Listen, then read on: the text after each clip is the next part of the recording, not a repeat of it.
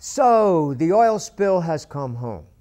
All of us have been watching with horror what's been happening down in the Gulf when millions of barrels of oil have been spilling into the Gulf, and look what happens. It comes to the Kalamazoo River.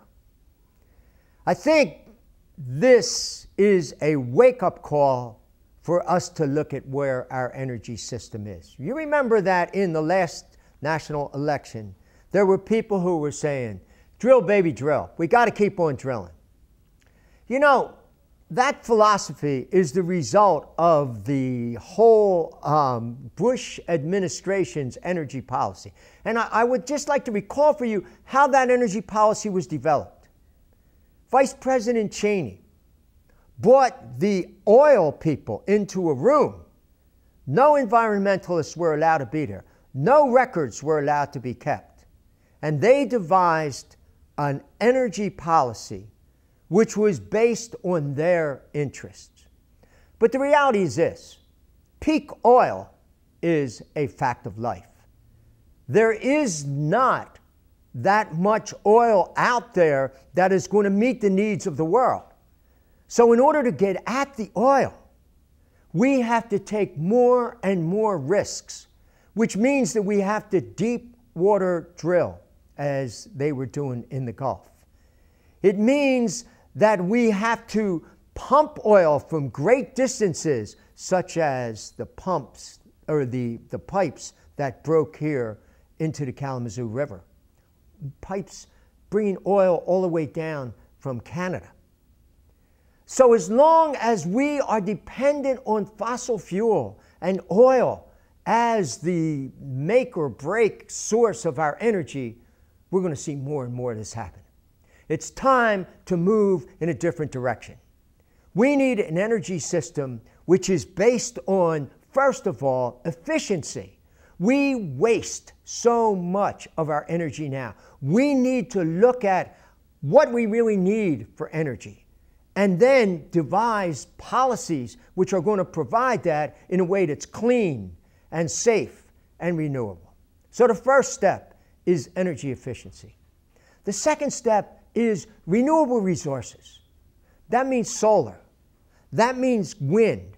That means geothermal.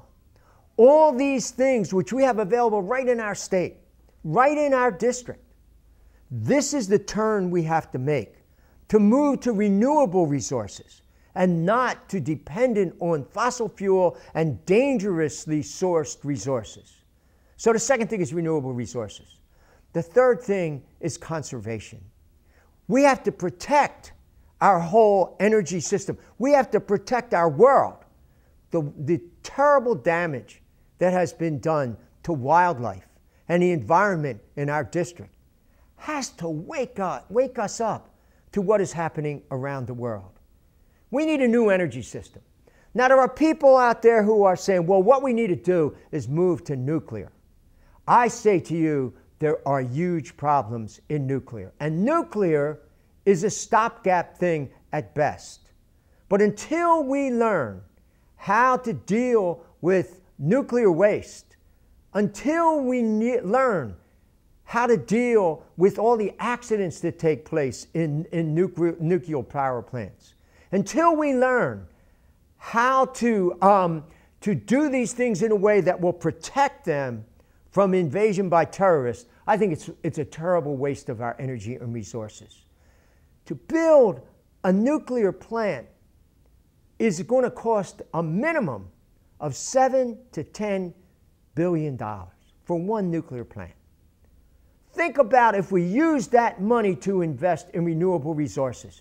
If we use that money to create a new kind of an energy system, which would not only meet our energy needs, but would stop any of these oil spills and other accidents from happening and would generate huge jobs in our nation. We need an energy system which is going to fit our society for today. An energy system based on efficiency, renewable resources, and conservation. That's what I'm going to fight for when I get to Washington.